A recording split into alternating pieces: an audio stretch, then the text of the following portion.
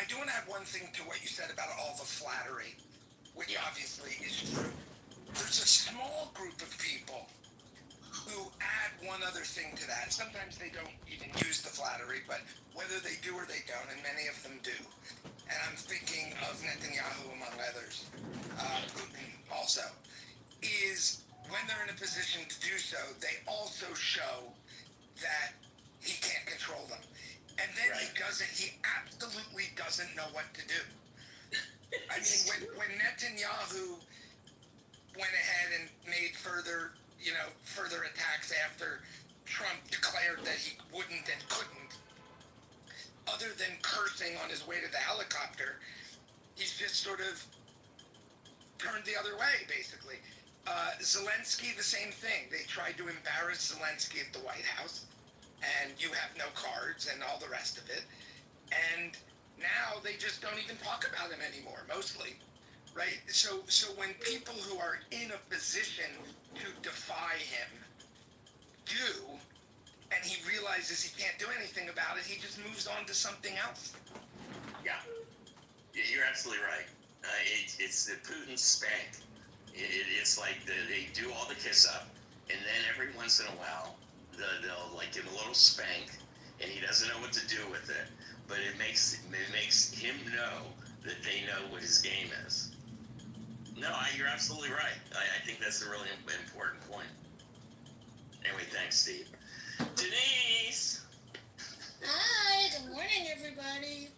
Good morning. I have two things that are interesting. They're interesting me today. A friend of mine sold everything, moved out of the country, and is now doing this service, this kind of training / consulting business around helping people leave the United States.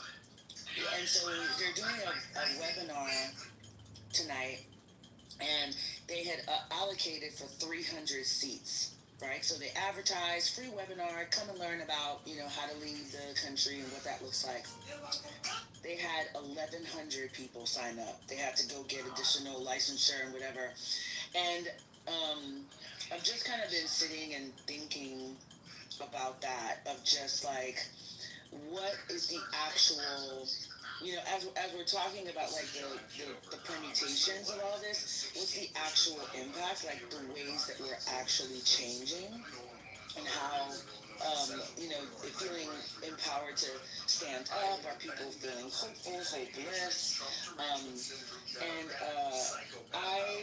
I'm gonna choose. I watched the Tucker Carlson, Ted Cruz interview, and also been watching a little bit of right wing podcasts, specifically Podcast Bros, like the kind of manosphere stuff. Yeah. They are losing faith in him.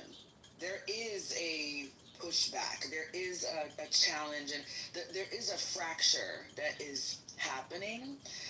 So I'm going to choose to see that as optimistic today. I'm going to choose to kind of see like it is starting to crack, and people are starting to say like, wait a minute, the emperor has no clothes. And what I'm trying to do is not be frustrated of like, why did it take you this long? I don't care how you get here, just get here. And just stay open to that. So those are two things on my mind today. Denise, I have a question. Yeah. Did it indicate like how to leave the country, but was there any indication on where to leave, where to go? Their focus is Mexico and Portugal and Costa Rica. Those are the three places that they specialize in, but they're literally like getting folks together and helping them. It's kind of bizarre because I've known them a long time, and the suddenness with which they got up and said, "I'm out," and people are like, "We need a go bag in case we have to bug out," and I'm just trying. I'm trying not to be like histrionic, but I am trying to also like listen and be attentive. And it's difficult. It's a weird spot to be in, to want desperately to fight for things to be better, but then kind of feeling like, is it smart to fight? And I never thought in my life I would ever be having these kinds of conversations, but they're kind of happening all around me. And Interesting. One of the things that's happening in Canada, and I don't know if Andrew, if you contribute or if you have any line of sight, is immigration in Canada and quotas for people from the U.S. immigrating to Canada has increased, especially farm like workers and farm workers and so on. So that's one thing. Second, I was just this morning I was speaking to an accountant actually international who says that the immigration lawyers have never been busier in Canada ever before, and these are people coming from the U.S. So there's a lot. It's just it'll be interesting to take a bigger view on it to see, wow, is this just a one-of example that's going on, with your folks, Denise, or is this happening everywhere? I'd be super curious about that. yeah, that's totally where I am. Like, how big is this? How bad is this? I think we're like overwhelmed with so much information, and so much of it is hyperbolic that it can feel kind of like amorphous. And it's interesting to see some people are taking this incredibly seriously, the risk of it, the challenge of it. And obviously I live in a state with a high Hispanic community, Texas, and it's really people are really fearful. My friends are not traveling, leaving the country because they don't want to be hassled at the border, and it feels like that's not what's going on, is it? But it is. I have an agent, a speaking agent, that handles my keynotes, and they sent us all a note about being careful about booking travel if you're going to and from the United States. And I was like, what? And I want to say, no, it's not that bad, but you have to pay attention. You have to be alert of just kind of all the ways that confidence in the United States has been eroded. It's really. Yeah, I have to say that, when we bought the apartment in Porto 2 years ago, I had put a notice out on Facebook and LinkedIn, and I got a whole slew. I got 500 people who said at one time or another that they were interested in how I did it and the possibility of them buying something in Portugal or in Porto. So I started a thing. I got together with my real estate agent, and we started a thing called Try It Out Porto, which was built around a 2-week tour, like property tour of Porto specifically, in the Porto area, to possibly buy an apartment very similar to the way that we bought the apartment. And for those 2 weeks, you would stay at our apartment, and it would be a package, sort of you stay at our place for free, but you pay the service for that. And I tried it out. We did it this one time, and it actually was successful. But then I got busy doing other stuff, and I really haven't pursued it until now. Because all of a sudden, without me saying anything, I've been getting requests from some of the same people from 2 years ago that are saying, hey, are you still doing this thing? So no, there is a very much an increased interest into leaving the United States. And by the way, that's my little plug. If anybody is interested in moving to Portugal or to Porto, please contact me. Anyway, David, are you there? We're into the closing comments, pearls of wisdom. So David Garcia, go ahead. Hey, man. Yeah, man. It's Come to Portugal. I'm ready. Water's warm. I'm Spanish heritage, so I've been in the north. You should try Oviedo if you haven't been. Yeah. Anyway, but yeah, try to go on that border. No, I haven't, but I know it's pretty beautiful. I mean, it's a relatively small, it's the size of New Jersey, but there's a lot of stuff going on there, all the way from Porto down to Lisbon, down to the Algarve. They're all like different climates. Yeah, they're as my cousin said to me, he goes, David, there's two Spains. There's the green and the brown. Yeah. This is the green. Yeah, I mean, listen, I think I've been trying to find out about travel as well with regard to how American citizens are potentially being roughed up as they come in and out of customs. Maybe we'll find a whole lot of information as to if there are stories of detentions, phones being taken, asking for passcodes, whether or not you should take a burner phone if you travel, or delete all these apps. So it's unclear if American citizens are being harassed the same way as foreigners are trying to come here under visas and other travel arrangements. I do know that they're asking, they want to screen all your social media before they grant you a visa. I think that's been put in play by the State Department, which is a huge violation of anybody's rights that wants to come here and visit the country, attend a university, whatever the case may be. But yeah, I mean, it's to Denise's point, it's a little nerve wracking. I have friends that do live overseas as expats, and they're laughing. A lot of them are laughing at us, and I feel, I'm just like, not laughing at me. I mean, they're just like, I'm glad I'm not there. America's best days are behind it. Just a lot of that stuff, and but they do have to come back on occasion. I got a buddy to come back to get divorced, and I said, look, I go, the longer you languish down there in Ecuador, married to the woman you don't want to be with, it's going to be a problem. Let's watch. You can't fully extricate yourself 100% all the way sometimes, but some people are doing it. Yeah. And if you have the money, yeah. Being an ocean away gives you, some comfort. I certainly feel more. It's strange to say that I feel more comfortable in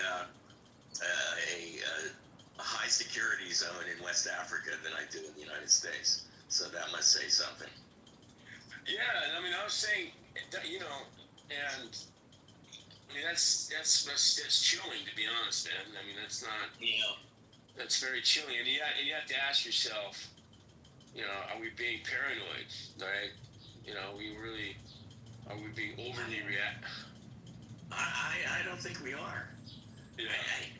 I felt it last night. I mean, when I was watching this TV show, and they were showing masked. It was all about the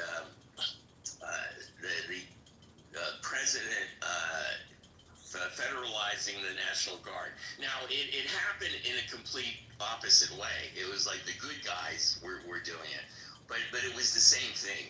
And it was the same kind of thing where they were like picking up immigrants and throwing them into jail, and them trying to prevent them from doing that. And I was looking at this thing, and I was going, this was like 5 years ago, and it must have looked crazy 5 years ago. And today, it's like this is exactly what's happening every day. It's a crazy thing. It's really. All right, thanks, David. Yeah, you got it. Yeah. Yeah, appreciate it. All right. If anybody else wants to come up for a last minute closing comment, pearls of wisdom, we have a couple seats left, but let's get to David Jacobson. David, any closing comments, pearls of wisdom? David Jacobson. No, Uh-oh. I think you're in the Matrix. for guys, Or something. it's pretty cumbersome, so I got to the last thing and it's saying it's an invalid URL, probably because it's a live stream instead of a regular video. Okay. Are you trying to check it out, what he's doing? No, I'll be very explicit. I'm trying to report him for a privacy violation against our consent. It's the best way to use YouTube to have him and his channel taken down. So how do we do it? How did you do it? I'm in the process of it. It's taken me like 10 minutes, and it's now rejecting the URL of the video because live streams have different. I've learned this by using the Google AI stuff, and some video URLs aren't accepted because they're live streamed. I Right. don't know that for sure, but I have a pretty sure. But I think on his YouTube, he actually saved some of them. He recorded them. They look like 5-minute videos, and the whole format of this form that you get all the way down to the end of the Google. Obviously, it's the Google form. Is related to what you're talking about in your specific reference, and he just made today's show private, so that made it more challenging. So I was talking anyway. Well, anyway, How do you do that? How do you make this show private? I looked him up. I'm talking about YouTube, Ben. Oh, YouTube. Okay. Okay, Ben, I looked him up on Ballotopedia. Yeah. And he is running for Congress in 2026 as a Republican. And that's probably why he's collecting information from, liberal rooms, is because he's, putting a campaign together. It's my understanding that he has a very sketchy background. That he's been in prison before. Wow. And I'm not sure what for. We should find out what he was in prison for. I think he's dangerous.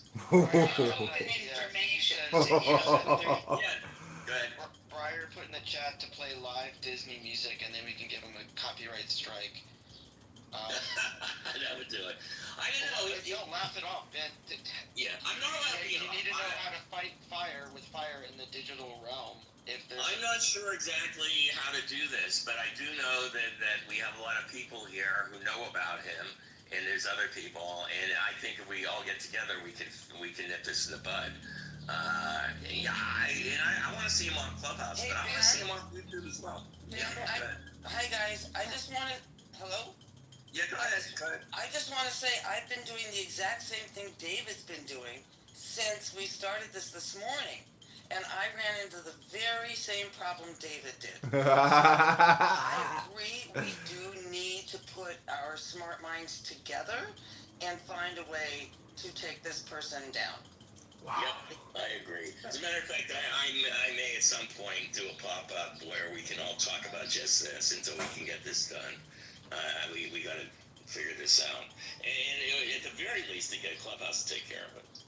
So first of all, I want to thank Jules, and there's a bunch of people that have been, sending me information. So anybody who has more information about it, either put it in the house room, or you can put it in the chat room, and we'll copy it and see what we can do to get rid of this jerk. Al, did you have something you want to talk about? For closing comment, pros of wisdom. I was just going to say that I already have reported it twice, and what happens is yesterday I ran into the private thing because he had realized it and made it private so it couldn't be reported, or they had responded to the first report by making it private. I'm not sure which way it goes, so I just went back to an earlier one because there are several of them, and just found one that wasn't private and reported that, and did it for copyright, and now I've done it 4 times, I think, in all, because it's been going on for months. And, they say, of course, they're going to get back to you, but you never hear back again from YouTube when you do this, based on my experience. And what I asked was for his channel to be taken down, but I don't know that we have a way to do that. But, yeah, I think what happens is if he decided to make today's private, you can't report it because you can't get inside of it.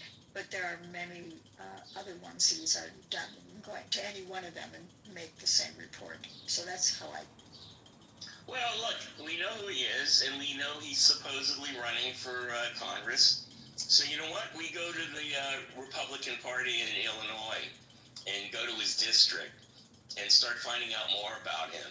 And let's do something about this. That's what I was going to suggest. Yeah, I'm going to the Republican Party in Illinois, and I'm going direct. I'm going to use whatever I can to get this scumbag doxxed and out in the open so everybody knows who he is and what he is. So. And now he knows exactly what your plan is. So I know. That was my intention. My intention was to explain to him that what he's doing is not going to help him at all. He's going to get into trouble. Stephanie's coming. Stephanie, any closing comments, pearls of wisdom? Wait, Stephanie's not up here yet. Briar's up here. Briar, did you have any closing comment, pearls of wisdom? Hey, y'all. No, I guess I'd just say, oh, is my audio? Hello? There we go. Yeah, you're there. Yeah, that was weird. I haven't had that glitch before. I was just gonna say, to the point about earlier, those being made about Trump and how he, people praise him and stuff. I mean, I think there's a lot of critique I heard from different people. It's a game right now. The United States is still the largest economy, and we will be for another 10 or 15 years, probably, maybe a little more. And people are going to play this game. And I think, Denise was mentioning the cracks. I think what this war, attack, ceasefire, whatever we want to call it, it clearly didn't work. And it clearly wasn't effective. There's a lot of weirdness going on. We can get into the whole politics of Iran, Israel now, and this nuclear program. But I'm starting I guess I haven't been optimistic in a while, but people like Theo Vaughn, Joe Rogan, and others really kind of seeing through it. And ironically, look at one of the most passionate defenses I've heard of anti-ICE sentiment came from Joe Rogan. I was very confused and surprised, and so I guess I'm with these little points of optimism. But to Steve's point, everything that's been going on in the Supreme Court has been terrifying me, especially this new ruling about allowing people to be deported to a country they haven't ever lived in, like to a detention center where they have no chance of freedom. That part to me is horrifying. And if you read Sonia Sotomayor's dissent and some of the others, when the Supreme Court members are expressing that we've hit, they're quoting Steve, they've been listening to Steve Crone, the lawlessness of it and the endorsing and helping